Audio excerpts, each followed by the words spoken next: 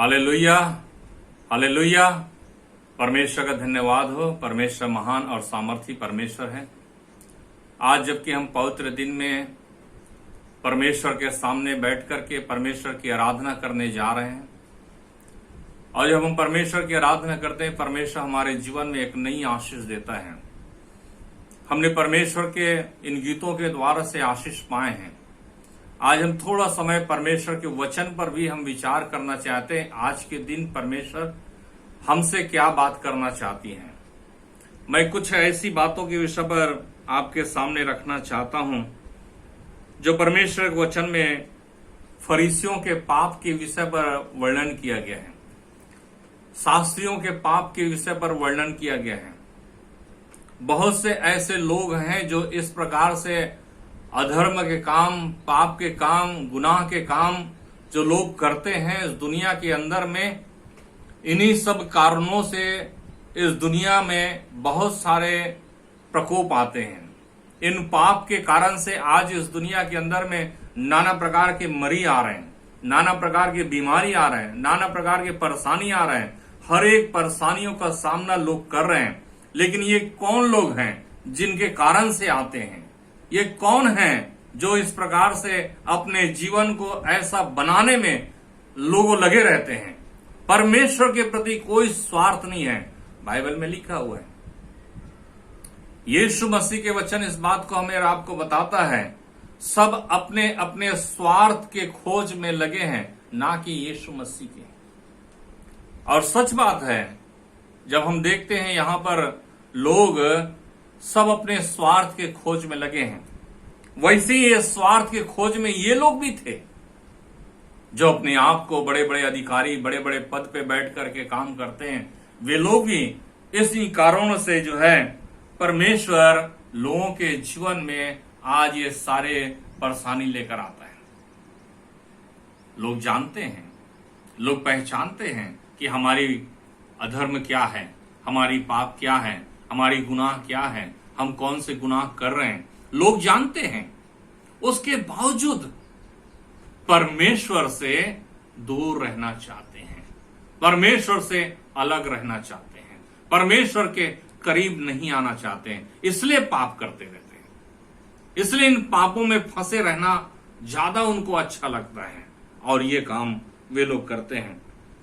Bible में लिखा हुआ है, मत्ती रचित समाचार और उसका 23 का 13 से लेकर के 15 तक पढ़िए। हे पाखंडी शास्त्रियों और फरीसियों, तुम पर हाय, क्योंकि तुम मनुष्यों के लिए स्वर्ग के राज्य का द्वार बंद कर देते हो। तुम ना तो स्वर्ग स्वयं प्रवेश करते हो और ना ही प्रवेश करने वालों को भीतर जाने देते हो। हे पाखंडी शास्त्रियों और फरीसियों, तुम पर हाय, क्योंकि दिखावे के लिए लंबी लंबी प्रार्थनाएं करते हुए भी तुम विधवाओं के घरों को निगल जाते हो, इसलिए तुम्हें भारी दंड मिलेगा। हे पाखंडी शास्त्रियों और फरीसियों, तुम पर हाय, तुम एक मनुष्य को अपने मत में लाने के लिए जल थल में फिरते हो, और जब वह आ जाता है तो उसे अपने से दूना नारकीय बना देते हो।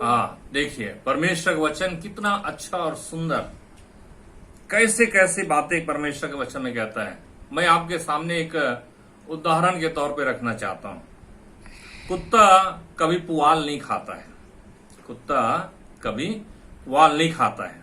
लेकिन यदि कोई गाय है और गाय जब पुआल को खाता है तो उस पुआल पे यदि जैसे कि बारिश का समय है या कीचड़ हो तो कुत्ता कहां जाता है?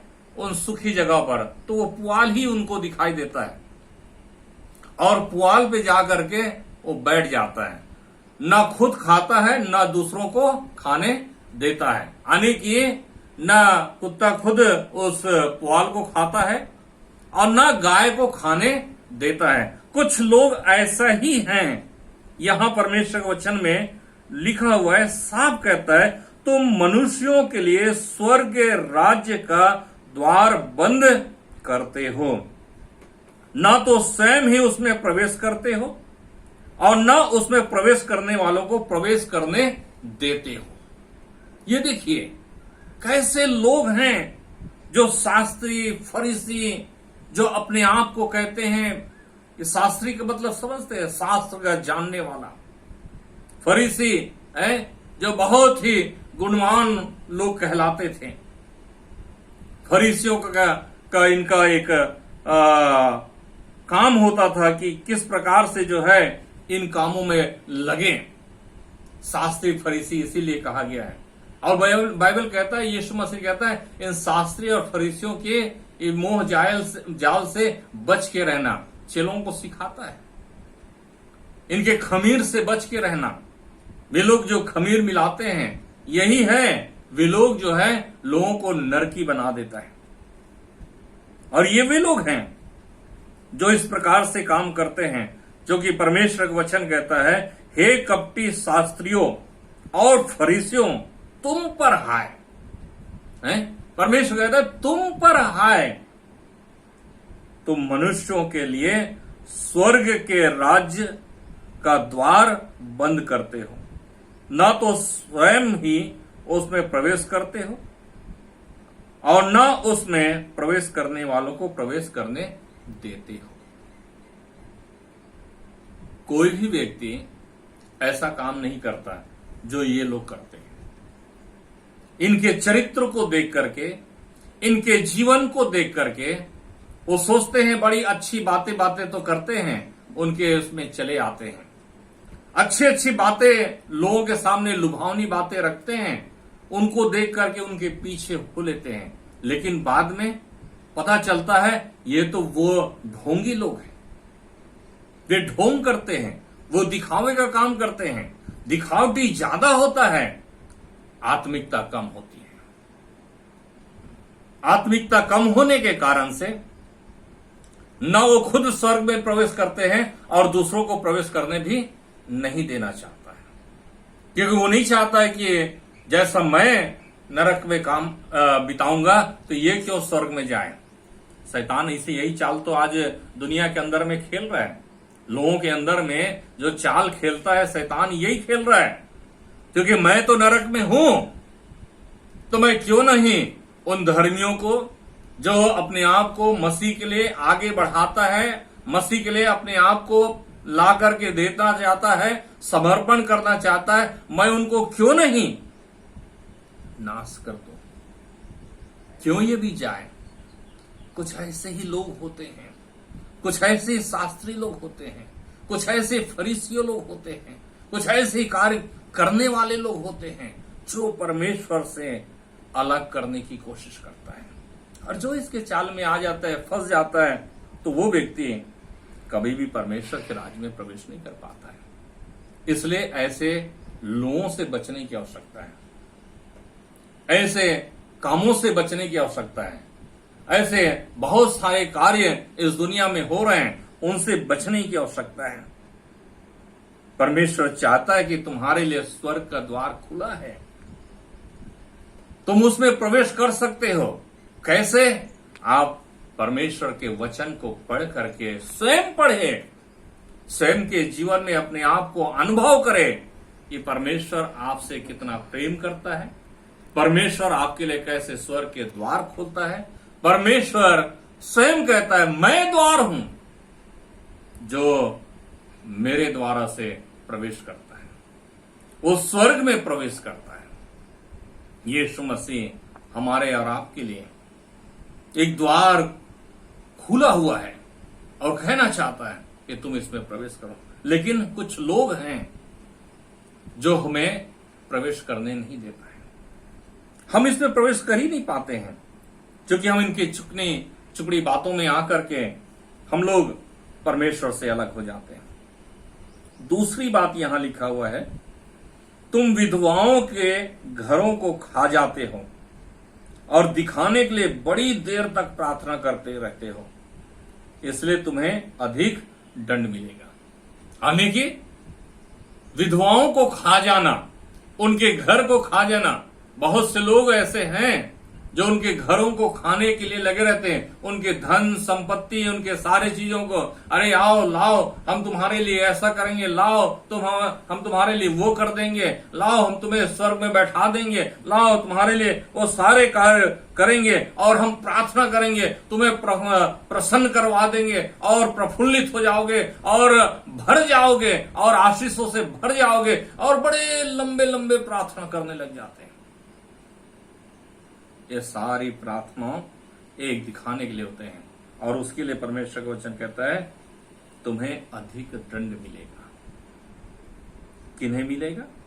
हे कपटी शास्त्री और फरीसियों, जो अपने आप को ऐसे धर्म के ठेकेदार बनाते हैं, धर्म के ठेकेदार बन करके बैठे होते हैं, वे शास्त्री और फरीसी होते हैं, जो इस प्रकार से काम करते हैं, बड़े लंबे लंबे प्रार्थना करते हैं।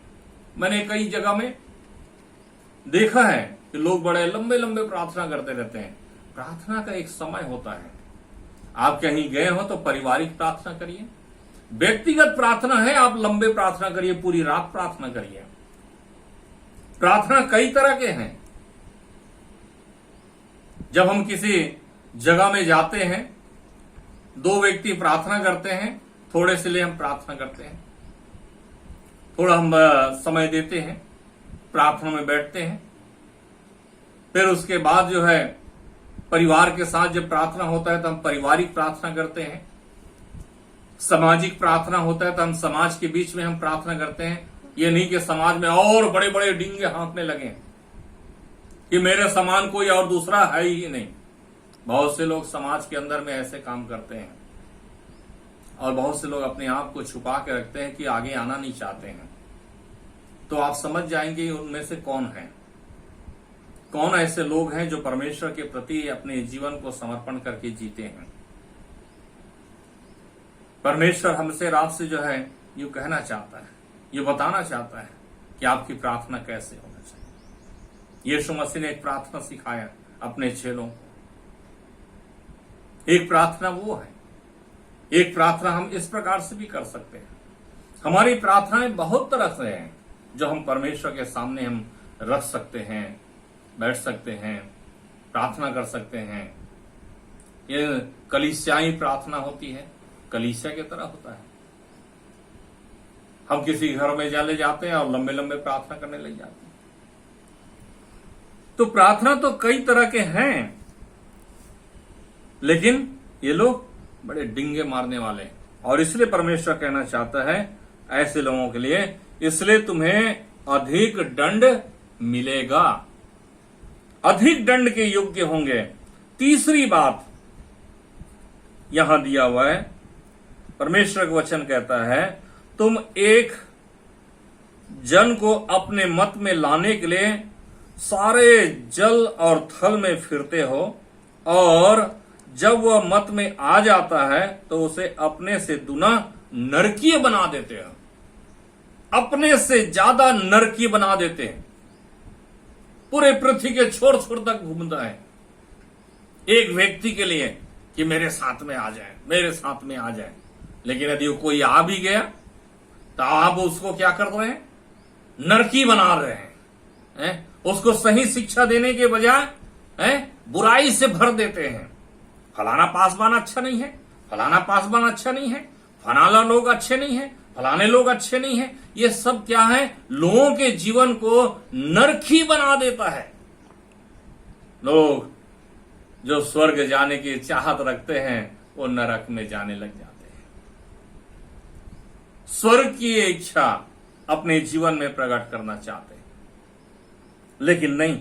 परमेश्वर का वचन कहता है कौन लोग ऐसा करता है? हे कपटी शास्त्री और फरीसियों, तुम पर हाय, तुम पर हाय, जो इस प्रकार से जल थल में घूमते हो, जो इस प्रकार से तुम लोग जो है एक व्यक्ति को लाते हो, एक व्यक्ति को सही शिक्षा देने के बजाय अपने जैसा बनाते हो। इसलिए यीशु मसीह कई बार इस बात के विषय पर कहता है अंधे अंधे को मार्ग नहीं दिखा सकता है। तो कोई भी व्यक्ति जो एक अंधा है वो अंधे को मार्ग नहीं दिखा सकता। तो इनमें से ऐसे लोग हैं जो खुद तो अपने जीवन में अंधा है और दूसरों को भी अंधा बनाते हैं। वो नरकी बना देता है, दुना नरकी बना देता है। वो व्यक्ति फिर निकल नहीं पाता है। उस ऐसे पाप के दलदल में फंस जाते हैं, ऐसे गुनाहों के दलदल में फंस जाते हैं, ऐसे कीचड़ में धंस जाते हैं, और उस कीचड़ से निकलना उनके लिए कितना कठिन होता है। कठिन, बहुत ही कठिन। मेरे जो परमेश्वर का वचन हमसे और आपसे बताना चाहते हैं, ये 3 बातें ऐसे लोगों के लिए परमेश्वर कहना चाहता है। 3 बातें इनके हमारे सामने है। इसलिए फरीसियों के पाप से हमें और आपको बचने की आवश्यकता है, शास्त्रियों के पाप से बचने की आवश्यकता है। मैं इसलिए आपके सामने इन बातों को रखता हूं क्योंकि इन्हीं के कारण से आज दुनिया में हर जगह जो मरी है, बीमारी है, फैल रहा है, इन पापों के कारण से फैलता है। और ये पाप जो है सदोम और मोरा के समान बढ़ जाएगा, तब परमेश्वर का आग लोगों के जीवन में बरसेगा और सब नाश हो जाएंगे। आज दुनिया नाश की ओर जा रहा है। अभी भी मौका है लोगों को कि परमेश्वर के पास आए, उसकी ओर फिरे, उसकी ओर देखें, और वो परमेश्वर आपके जीवन में वो काम करना चाहता है। सो हम परमेश्वर का धन्यवाद करते। आइए हम प्रार्थना करेंगे। धन्यवाद महान जीवित और पवित्र परमेश्वर, हम आपकी महिमा तारीफ करते हैं, धन्यवाद देते हैं खुदा यीशु मसीह। आप कितना अद्भुत और सामर्थ्य परमेश्वर, आज के इस पवित्र दिन में परमेश्वर आपने अपने वचन से हमसे बात की है खुदा यीशु मसीह। हम इस वचन के द्वार से आशीष पा सके। पिता परमेश्वर, ये वचन पिता परमेश्वर इन बातों को हमें सिखाता है कि सच में कैसे जीवन जीना चाहिए। ऐसे यदि जीवन जिएंगे तो हम सच में नरक के जीवन बिताएंगे, नरक में जाएंगे। हम लंबे चौड़े भाषण देकर, लंबे चौड़े प्रार्थना करके, लंबे चौड़े कार्य करके, और इस प्रकार से एक दूसरे को लूट करके, इस प्रकार से यदि हम बैठ करके, या इस प्रकार से हम उसको अपनी जैसा बना करके यदि हम रखते हैं, तो हम सब नरकी बना देते हैं।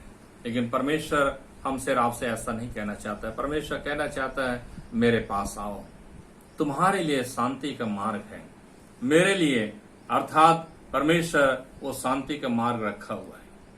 हम उस शांति के मार्ग में चलें, उस परमेश्वर की ओर चलें, उस परमेश्वर की ओर फिरें जिससे परमेश्वर हमसे और आपसे बात करना चाहता है।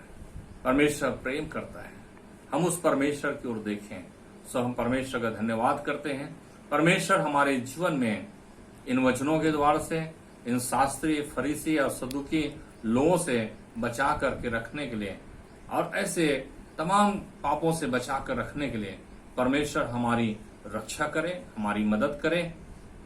हम अंत तक, जब तक ये सुना है, हम उस पर विश्वास में बने रहें, और ऐसा विश्वास हमारे जीवन में होने पाए कि हम उसे देखें, उसकी ओर ताकें, उसकी ओर निहारें। क्योंकि इस दुनिया में ऐसे ऐसे पाप, ऐसे ऐसे गुनाह आने वाले हैं, तो क्या हम सब ऐसे पापों में पड़ते चले जाएंगे? नहीं, हमें आपको इसमें रह करके हमें अपने आप को संभालना है। मेरे जो बाइबल में लिखा हुआ है, बड़े बड़े भविष्यवक्ता, बड़े बड़े नबी ऐसे ही लोगों के बीच में रहे, लेकिन अपने आप को बचाएं और दूसरों को बचाने का काम करता था। और जो बच जाते थे, सच में परमेश्वर के राज्य के वारिस कहलाते थे। आज हमें और आपको भी ऐसे ही काम करना है। हम अपने आप को भी बचाएं और दूसरों को बचाएं, ताकि परमेश्वर के राज्य में आप निवास कर सकें। सो हम परमेश्वर का धन्यवाद करते हैं। परमेश्वर इस वचन और गीतों के द्वार से आशीष दें। आपकी महिमा करते हैं परमेश्वर कि आपने हम सबके जीवन में प्रति अपनी आशीष दिया है, हम सबके जीवन में दिया है, उसके लिए हम धन्यवाद करते हैं। धन्यवाद के साथ यीशु मसीह नाम से मान लेते हैं। आमीन।